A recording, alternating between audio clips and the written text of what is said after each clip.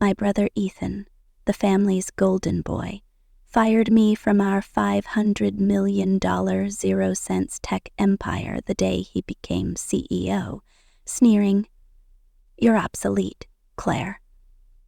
I walked out smiling and unleashed a plan that would unravel his world. The glass doors of Horizon Innovations' Seattle headquarters gleamed under the pale morning sun, reflecting the jagged skyline like a promise of permanence. I stood outside, my breath catching in the chilly October air, staring at the building I'd spent 15 years, turning into a cybersecurity empire. My name is Claire Harper, and at 36, I was the invisible architect of a $500 million 0-cents company, the one who'd coded its heart, secured its contracts, and outmaneuvered every competitor who dared challenge us. But today, October 12, 2024, my world was about to implode. My brother Ethan, the golden child who'd never written a line of code in his life, had just been handed the keys to my kingdom, and in less than an hour he'd used them to lock me out. I adjusted my blazer, smoothed my auburn hair, and stepped into the lobby. The receptionist, Mara, gave me a warm smile, her eyes crinkling with the familiarity of a decade working together. "Morning, Claire. Big day, huh?" she said, her voice tinged with curiosity. She'd heard the whispers. Everyone had. My parents, Richard and Margaret Harper, had announced their retirement last night at a lavish family dinner, and with it their decision to name Ethan CEO. Not me, the one who'd bled for this company, but Ethan, whose greatest achievement was charming investors at cocktail parties. I forced a smile. "Yeah, Mara, big day." My stomach twisted, but I kept my chin high. I wasn't about to let anyone see the storm brewing inside me. The elevator ride to the top floor felt like an eternity. I'd designed this building, down to the sleek open-plan offices and the biometric locks on the server rooms. Horizon Innovations wasn't just a job, it was my legacy, born from my parents' garage startup and forged into a powerhouse through my relentless work. I'd been 14 when I first snuck into Dad's office, deciphering his clunky encryption algorithms while he slept. By 21, I was working summers at Horizon, rewriting code that kept hackers at bay. At 25, I'd turned down six-figure offers from Google and Microsoft to stay here, because this company was mine in every way that mattered. Or so I thought. The elevator dinged, and I stepped into the executive suite. The glass-walled conference room was already buzzing, employees gathering for Ethan's first address as CEO. I spotted Sarah Vega, my closest ally and a brilliant coder, leaning against a wall, her arms crossed. Her dark eyes met mine, and she gave a subtle nod, but I could see the worry in her expression. Marcus Lee, our sharp-witted security analyst, stood nearby, pretending to scroll through his phone, but clearly eavesdropping on the nervous chatter around him. The air was thick with unease. Everyone knew I'd been running Horizon's operations for years, even if my title Chief Strategy Officer never reflected it. They also knew Ethan was a wild card, a charming drifter who'd bounced through half a dozen jobs in as many years. I took my usual seat near the head of the table, my laptop open, ready to take notes. The room filled with familiar faces, engineers I'd mentored, project managers I'd trained, accountants who relied on my budgets. They glanced at me, their expressions a mix of sympathy and confusion. Then Ethan swept in, 20 minutes late, his tailored suit screaming money and his grin radiating confidence. At 38, he was still the golden boy, blonde hair, perfect teeth, the kind of charisma that made people forget he'd never built anything that lasted. Behind him trailed a new face, a young woman in a crisp blazer, her clipboard clutched like a shield, his assistant, I assumed. I didn't know her, which was odd. I knew everyone at Horizon. "Good morning, team," Ethan's voice boomed, silencing the room. He stood at the head of the table. my father's place, my place, and launched into a speech about disruptive innovation and bold new horizons. It was all buzzwords, no substance, the kind of jargon you'd hear from a TED Talk reject. I bit my lip, fighting the urge to roll my eyes. Sarah caught my gaze and smirked, but the tension in her shoulders told me she was as uneasy as I was. Ethan's plan involved strategic pivots and leveraging synergies, terms that meant nothing in the context of cybersecurity. He hadn't mentioned a single specific, nothing about our AI-driven threat detection, our contracts with Fortune 500 clients, or the global expansion I'd been spearheading. Not once did he acknowledge the foundation I'd built. The meeting dragged on for 40 minutes, a parade of vague promises and self-congratulation. Employees shifted uncomfortably, their faith in Horizon's future visibly fraying. When Ethan finally wrapped up, he flashed that winning smile. "Big things ahead, folks, trust me." No one clapped. As the room emptied, Sarah leaned over. "He's clueless, Claire. This is bad." I nodded, my jaw tight. "I'll talk to him." He can't run this place without me, but deep down I felt the first flicker of dread. Ethan wasn't just clueless, he was dangerous. At 1:38 p.m. I got an email from Ethan's assistant, summoning me to the CEO's office at 2:00 p.m. sharp. The tone was cold, formal, like I was an outsider. I walked the long hallway to the corner office, the one I'd helped design with floor-to-ceiling windows overlooking Puget Sound. Ethan sat behind the massive oak desk, my father's desk, his feet propped up like he owned the place. The assistant closed the door behind me, and I noticed she didn't leave. She stood by the window, clipboard in hand, watching me like a hawk.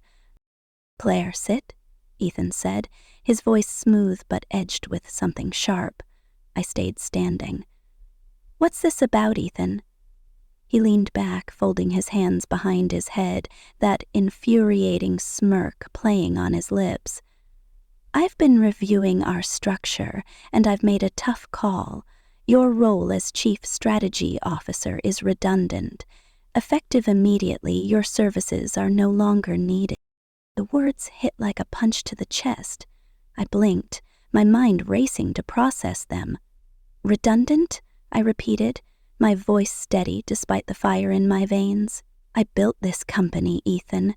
I secured every major contract, rewrote our entire security framework, and tripled our revenue. You don't know the first thing about cybersecurity." His smirk widened.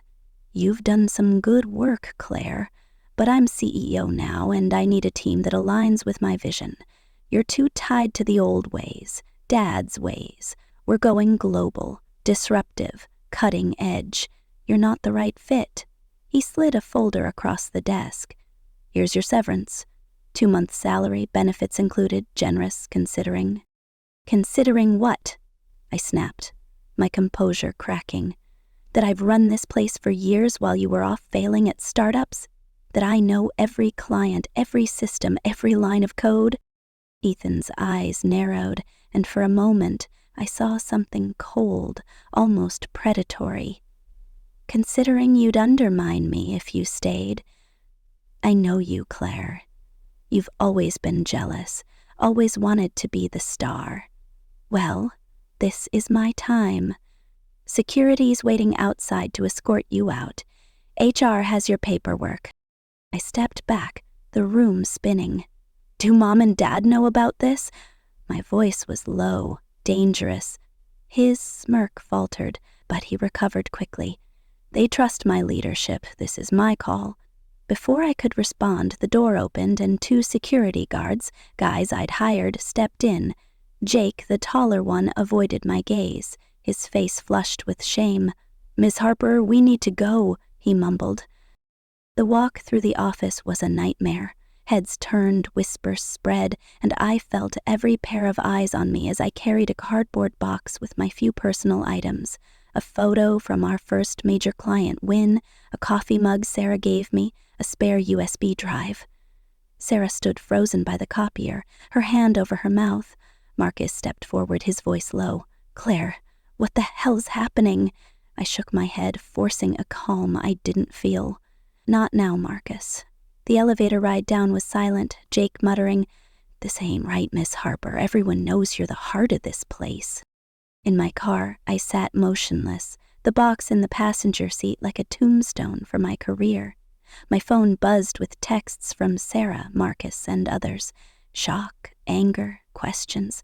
I couldn't answer. I drove a mile before pulling into a strip mall parking lot, tears blurring my vision. I let them fall, raw and unstoppable, for the betrayal, the humiliation, the years of being invisible. My family had built me up only to tear me down. Ethan, with his smug grin, had taken everything I'd poured my soul into. But as the tears dried, something else took root. A cold, unyielding resolve. He thought he'd won. He thought he could erase me. He was wrong. That night, I sat in my Capitol Hill apartment, the city's lights glittering through my window like a taunt. I ordered Thai takeout I couldn't taste and stared at my reflection in the bathroom mirror. "This isn't over," I whispered. Ethan had made a fatal mistake, underestimating the woman who'd built Horizon from the ground up. I knew every secret, every weakness, every line of code that kept this company alive, and I was about to become his worst nightmare. The next morning, I transformed my spare bedroom into a war room. A whiteboard covered one wall, mapping Horizon's structure, clients, projects, financials. Another wall held a timeline of my counterattack. My dining table disappeared under stacks of contracts, industry reports, and my old laptop, still loaded with Horizon's proprietary data. I hadn't signed Ethan's severance agreement. It sat untouched on my counter, a symbol of my refusal to surrender. I started with Horizon's bylaws, a document I'd helped rewrite 3 years ago during a restructuring. My father had signed it without reading, trusting my summary. Buried in the fine print was a clause I'd insisted on.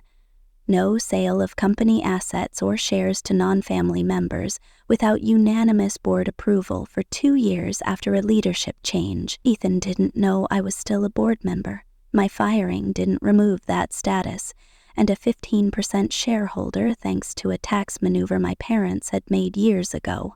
That clause was my first weapon. By day 3, Sarah called me from her car in Horizon's parking lot, her voice hushed. "Claire, it's chaos here. Ethan's pushing a deal to sell our AI division to Nexus Tech, our biggest rival. He's calling it a strategic partnership, but it's a fire sale. He's also alienated 2 major clients with his arrogance." I gripped my phone, my suspicions confirmed. Nexus had been circling Horizon for years, and Ethan was handing them our crown jewel. Sarah continued, "He's questioning our security protocols, saying they're overkill. He's bringing in consultants who don't know jack about tech." I met with James Carter, our family's attorney, at a quiet cafe in Bellevue. James had known me since I was a kid, always treating me with respect.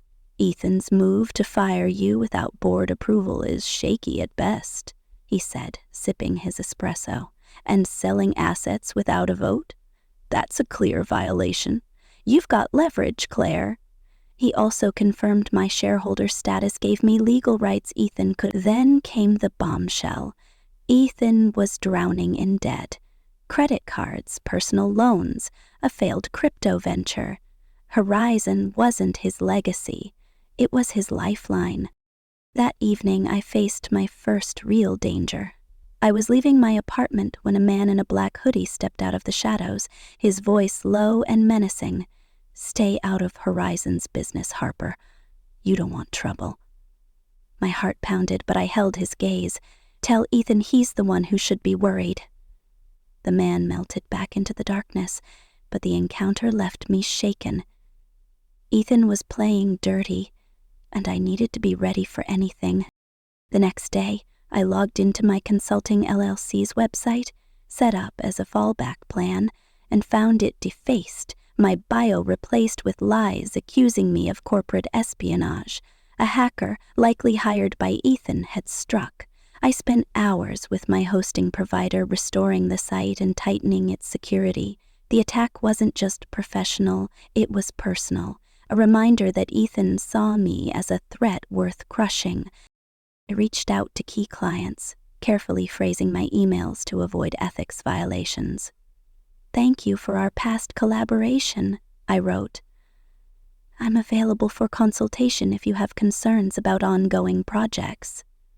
The responses were immediate and alarming. Roger Billings from CyberGuard Solutions said Ethan's new project manager had botched their timeline.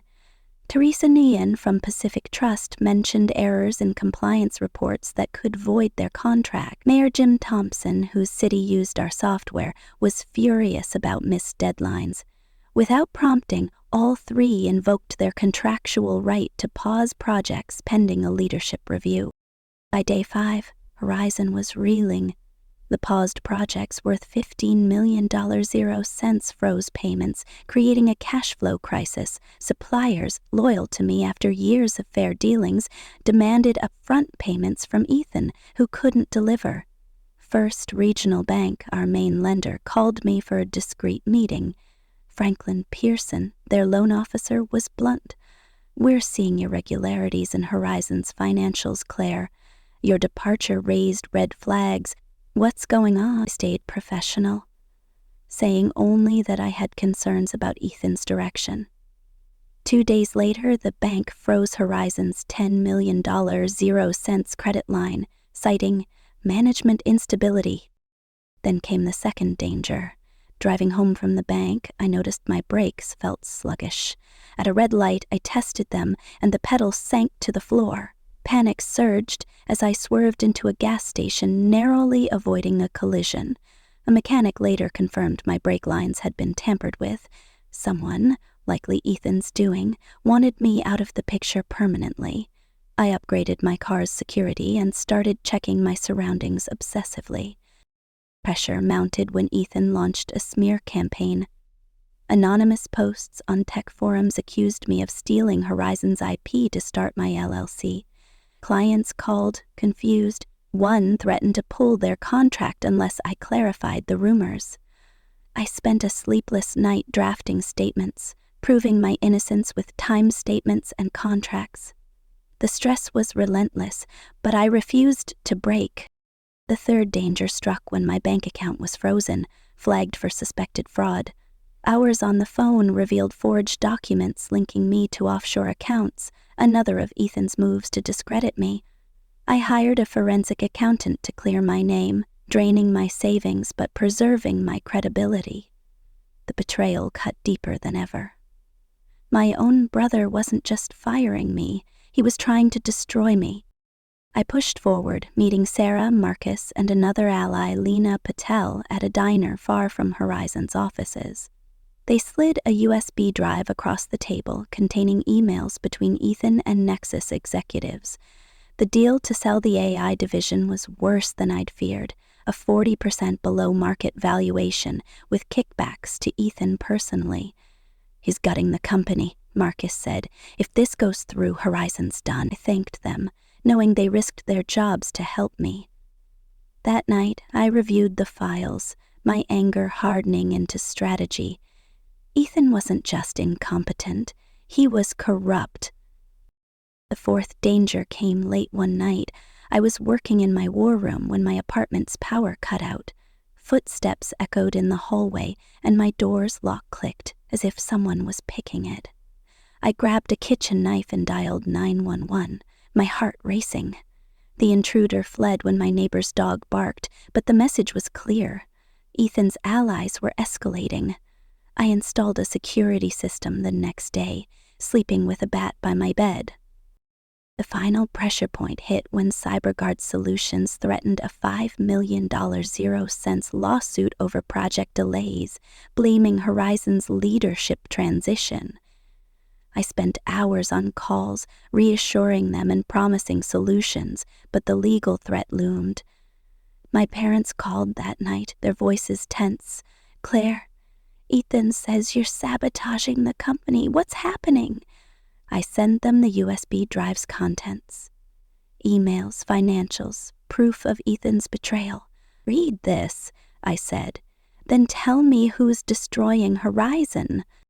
The fifth danger was the boldest. 2 days before the emergency board meeting, a man broke into my office, aiming for my laptop with the Nexus evidence. I'd been working late and caught him mid-act. He lunged at me, but I dodged, grabbing a stapler and swinging it at his head. He fled, but not before I snapped a blurry photo of his face. The police couldn't ID him, but I knew Ethan was behind it. I backed up my data to a secure cloud, vowing he'd never silence me. As the board meeting loomed, I stood in my apartment, staring at the whiteboard. Ethan thought he'd won by firing me, but he'd unleashed a force he couldn't control. I had the evidence, the allies, and the will to reclaim what was mine. The battle for Horizon was just beginning, and I was ready to fight dirty if I had to. But questions lingered, gnawing at my confidence. Who was helping Ethan behind the scenes? What else was he hiding? And could I really trust my parents to choose me over their golden boy? The answers would come soon enough, but for now, I had a war to win. The Seattle skyline glittered beyond my apartment window, a mosaic of ambition and betrayal. It was October 20, 2024, 8 days since my brother Ethan had fired me from Horizon Innovations, the cybersecurity empire I'd built with my own hands. I stood in my war room, my spare bedroom now a fortress of whiteboards, contracts, and encrypted drives, my heart pounding with a mix of rage and resolve. Ethan thought he'd crushed me, escorting me out of my own company like a criminal. He thought he could sell Horizon's soul to Nexus Tech, our rival, and walk away with millions to cover his debts. He was wrong. I was Claire Harper, 36, and I wasn't just fighting for my legacy. I was fighting for my life. The whiteboard loomed before me, its surface a web of strategy. Names, dates, and dollar signs connected like a digital conspiracy. Ethan's secret deal with Nexus, the $15 million 0 cents installed projects, the frozen credit line at First Regional Bank. My allies, Sarah Vega, Marcus Lee, Lena Patel, had risked everything to smuggle me evidence. My enemies? Ethan and whoever was pulling his strings had already tried to silence me with threats, sabotage, and lies, but tonight I was launching my counterstrike. A plan so audacious it could either save Horizon or destroy us all. The stakes weren't just professional, they were personal. Every move I made could bring me closer to reclaiming my company, or push me deeper into the crosshairs of a brother who'd proven he'd stop at nothing. I sipped cold coffee, my eyes burning from sleepless nights. The first danger had come 5 days ago, when a thug in a black hoodie cornered me outside my apartment, his voice a low growl. "Back off Horizon, Harper, or you'll regret it." I'd stared him down, my voice steady despite my racing pulse. Tell Ethan he's the one who'll regret this. He'd vanished into the night, but the threat lingered like a shadow. Then my car's brakes failed, nearly sending me into a freeway pileup. My LLC's website was hacked, smeared with lies about corporate espionage. My bank account was frozen with forged fraud claims, and last night a burglar had tried to steal my evidence files, fleeing only when I fought back with a stapler and sheer adrenaline. Ethan wasn't just playing dirty, he was playing deadly. I pushed the fear aside and focused on my next move. I'd already shaken Horizon's foundations by reaching out to key clients, Roger Billings, Teresa Nguyen, Mayor Jim Thompson. I'd prompted them to pause projects worth $15 million, 0 cents, starving Ethan's cash flow. Suppliers, loyal to me after years of fair dealings, now demanded upfront payments he couldn't afford. First Regional Bank, after my discreet meeting with loan officer Franklin Pearson, had frozen Horizon's $10 million 0 cents credit line. But these were just opening salvos. To win, I needed to expose Ethan's corruption, rally my allies, and seize control before he could sell our AI division to Nexus, and I needed to stay alive long enough to do it. My phone buzzed, snapping me back to the present. It was Sarah, her voice tight. "Claire, I'm in the parking lot at Horizon. Ethan's meeting with Nexus execs right now, in secret. They're finalizing the AI sale. I overheard him say it's worth $50 million. 0 cents. But he's taking a $5 million 0 cents kickback." My grip tightened on the phone. "Any proof?" I asked. "I'm emailing you audio I recorded on my phone. It's risky, but you need this." I thanked her, my chest swelling with gratitude and guilt. Sarah was putting her career, her life, on the line for me. The audio file arrived minutes later, Ethan's smug voice unmistakable. "Nexus gets the AI for a steal and I get my cut. Win-win." A Nexus exec chuckled. "Just keep your sister out of it, Harper. She's trouble." Ethan's reply was chilling. "Don't worry. Claire's handled." I saved the file to 3 encrypted drives. My blood boiling. Handled? He had no idea who he was dealing with. I called James Carter, our family's attorney, and arranged a meeting at a dive bar in Fremont, far from prying eyes. James, with his salt and pepper hair and steady gaze, had always seen my value, even when my parents didn't. Over whiskey, I played him the audio. His jaw tightened. "This is fraud, Claire. Ethan's not just violating bylaws, he's committing a crime. With your board seat and 15% stake, you can block the sale and demand an investigation." He leaned closer. "But be careful. If he's desperate, he's dangerous." I nodded, the thug's threat echoing in my mind. Back home, I faced the first pressure point, a vicious online smear campaign. Tech blogs and X posts, all anonymous, accused me of stealing Horizon's IP to launch my LLC. "Claire Harper, corporate traitor," screamed one headline. My inbox filled with confused emails from clients, some threatening to cut ties. I spent hours drafting responses, proving my innocence with dated contracts and code commits. The lies stung, but worse was the realization that Ethan was orchestrating it, weaponizing the industry I'd helped build against me. I countered by strengthening my consulting LLC, Harper Security Solutions. I leased a small office in Belltown, built a sleek website, and listed my MIT credentials and Horizon achievements carefully worded to avoid legal trouble. The LLC wasn't just a fallback, it was a signal to the industry that I wasn't done fighting. But maintaining credibility was a tightrope walk, especially when Ethan's next move hit like a freight train. The second danger came at midnight, 3 days after Sarah's audio. I was driving home from my new office when headlights glared in my rearview mirror. A black SUV tailed me, inches from my bumper, through Capitol Hill's narrow streets. I accelerated, my heart hammering, but the SUV matched my speed, swerving to block my turns. At a red light, it pulled alongside, its tinted windows hiding the driver. My phone rang, unknown number. A distorted voice rasped, "Last warning, Harper. Drop it." The light turned green and I floored it, weaving through traffic until the SUV disappeared. I pulled into a 24-hour diner, hands shaking, and called the police. They took a report but had no leads. Ethan was escalating and I was running out of safe places. The next morning, I met with Roger, Teresa, and Mayor Thompson at a private room in the Westin Hotel. I framed it as an industry trends discussion, but their frustration with Ethan spilled out. "His new team missed our compliance deadlines," Teresa said, her voice sharp. "We could lose our federal contract." Roger slammed his coffee cup down. "My board's furious, Claire. Ethan's project manager doesn't even know our software specs." Mayor Thompson was blunt. "We trusted Horizon because of you. Now we're reconsidering." I listened, offering neutral advice, but their words confirmed my strategy was working. By noon, all 3 had sent formal letters to Horizon, halting their projects pending a leadership review. The impact was catastrophic for Ethan.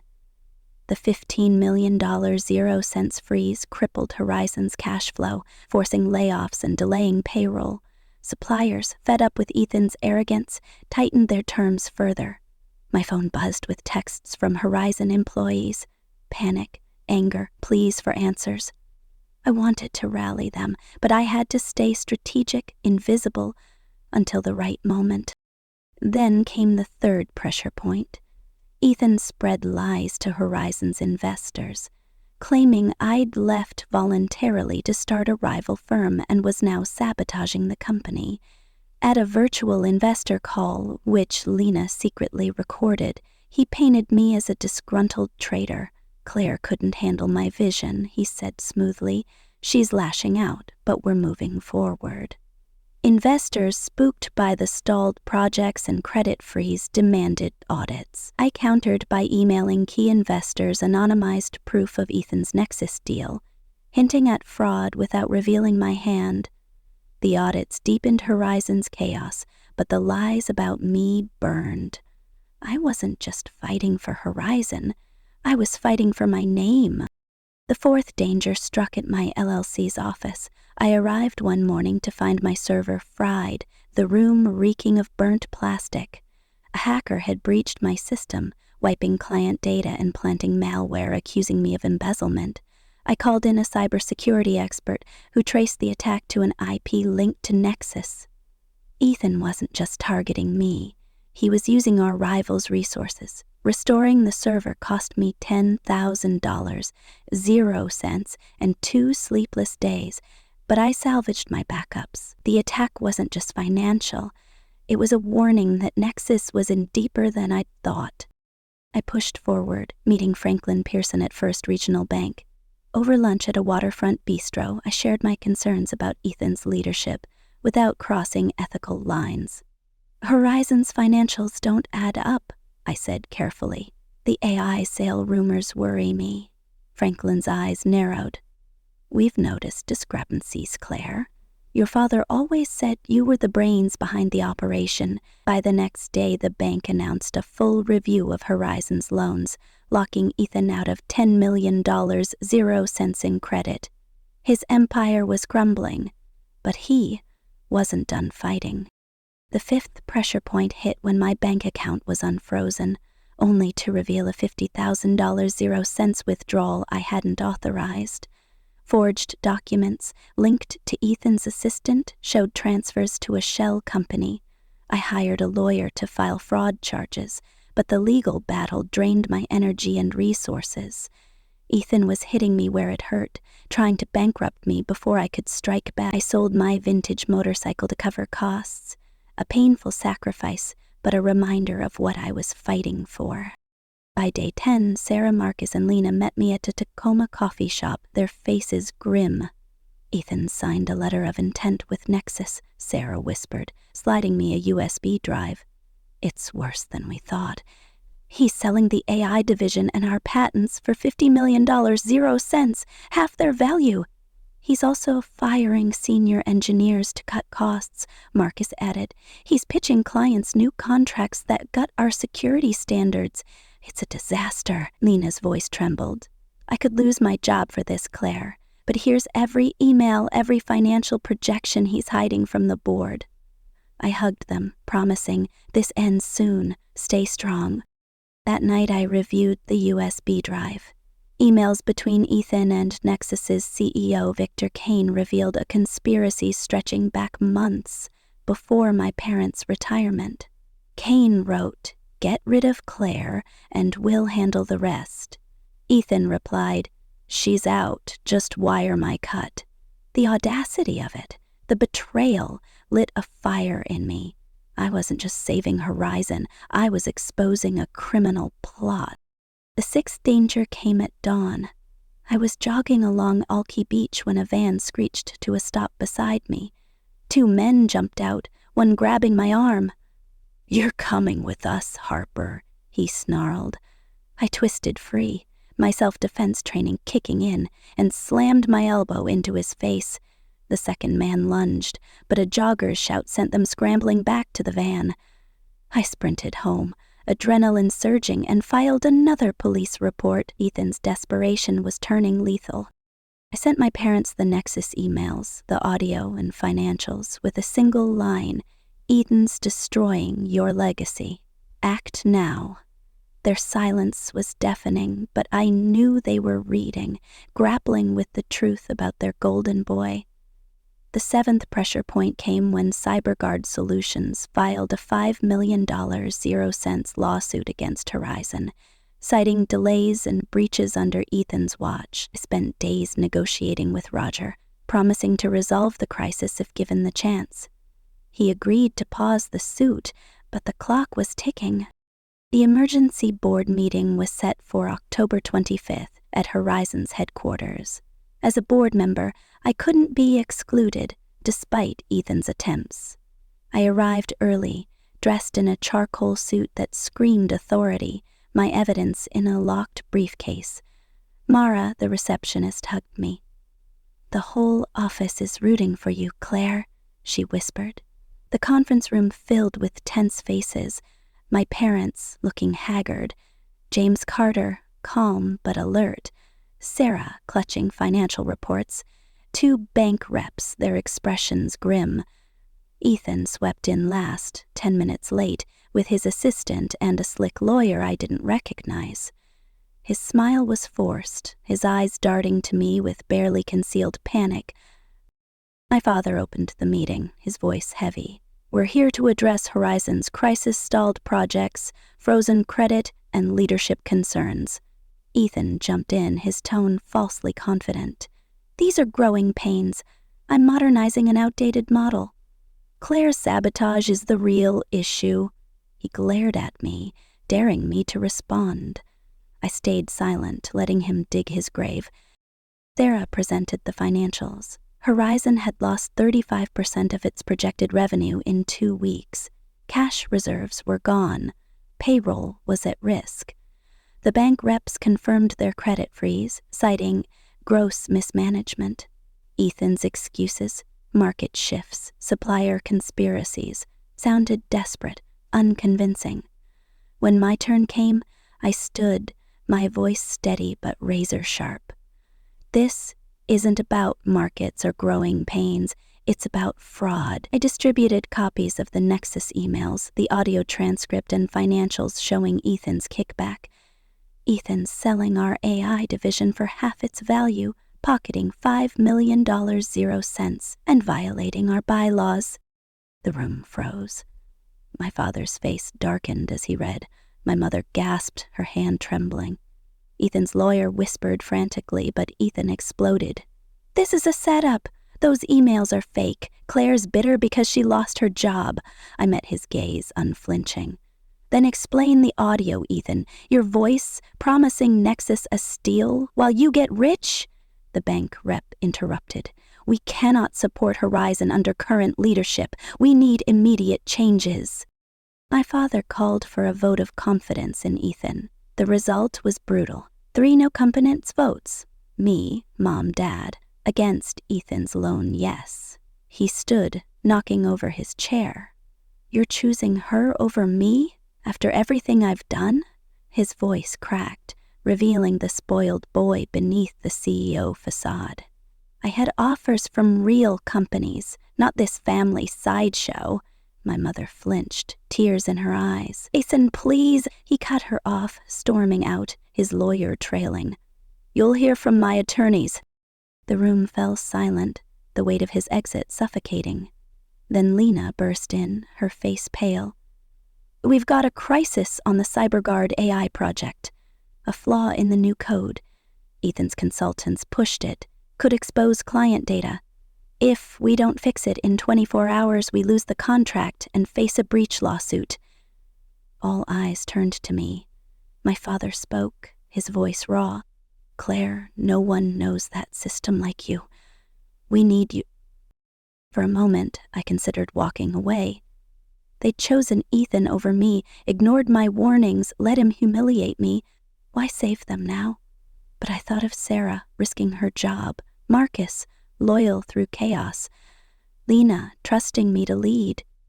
I thought of Horizon's 75 employees, families depending on their paychecks. "I'll fix it," I said, "but not as an employee. I'm a consultant until we settle my role."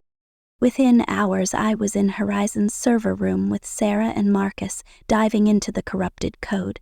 We worked through the night, fueled by Red Bull and desperation. The flaw was worse than we'd feared. A back door that could leak sensitive data. By dawn, we'd patched it, and by noon, we'd strengthened the system beyond its original specs. Roger Billings arrived, inspecting our work. "This is why we chose Horizon, Claire, because of you." His words were a balm, but the fight wasn't over. Back at the office, my parents and James waited with a draft recovery plan. It was well-meaning, but incomplete, missing client retention and supplier strategies. I opened my laptop, projecting my own plan crafted in those first days after my firing. "Here's what we do," I said, detailing a 90-day roadmap. Renegotiate client contracts, restore credit, rebuild supplier trust, and my parents listened, no interruptions, a stark contrast to their past dismissals. By evening, we had a plan, and I was leading it as a consultant, my autonomy intact. The eighth pressure point came when Ethan's lawyer filed a lawsuit claiming I'd defamed him and stolen trade secrets. The legal battle over my shareholder rights intensified, with Ethan demanding my 15% stake be voided. I hired a top attorney, burning through my savings, but the fight fortified my resolve. Ethan wasn't just after Horizon. He wanted to erase me entirely. I demanded 51% ownership to take the CEO role permanently. "I won't serve at the board's whim again," I told my parents in their Queen Anne home, over a tense dinner echoing that fateful night they'd named Ethan CEO. My father nodded, his face etched with regret. "We failed you, Claire. We see that now." My mother's eyes brimmed with tears. "We thought Ethan needed us more. We were wrong." They agreed to my terms, transferring Ethan's 5% to my sister Lily, who'd supported me quietly from Chicago. Ethan's reaction was volcanic. He threatened more lawsuits, accusing me of fraud, but faced with the nexus evidence and potential criminal charges, he signed a settlement and NDA, relinquishing all claims to Horizon. He moved to Miami, his contact with our parents reduced to strained holiday calls. The legal battle ended quietly, preserving Horizon's reputation but leaving scars on our family. I threw myself into rebuilding Horizon. The CyberGuard project launched on time, earning a $2 million 0 cents bonus. Teresa's and Mayor Thompson's projects resumed with upgraded systems that won industry praise. New clients, hearing of our resilience, signed on. I introduced profit sharing, ensuring every employee benefited from our success. A mentorship program nurtured talent, especially those overlooked like I'd been. Sarah became CFO, her financial acumen stabilizing our books. Marcus led innovation, integrating AI and blockchain into our defenses. By January 2025, Horizon's revenue was up 32%, our staff at 80%. We won 2 industry awards for innovation, cementing our comeback. My parents and I began therapy, peeling back decades of favoritism. The sessions were raw, my father's guilt, my mother's tears. But we forged a new respect. Ethan remained a ghost, his motives unclear. Was he planning revenge? Were Nexus's hands still in play? A cryptic email from an unknown source, hinting at a corporate spy, kept me vigilant. Standing on the rooftop of our new headquarters, Puget Sound sparkling below, I felt not just vindicated, but whole. I'd turned betrayal into triumph, not by becoming Ethan, but by staying Claire. Relentless, principled, unbreakable. The unresolved mysteries. Ethan's next move, Nexus's role, that spy, loomed. But I was ready. I'd built an empire once, and I'd do it again if I had to.